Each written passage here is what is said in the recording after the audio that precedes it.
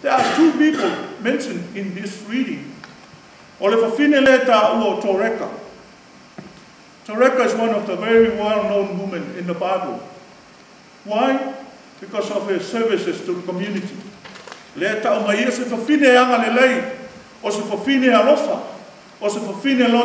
Because she was caring for the sick people and the people that have nothing in the community.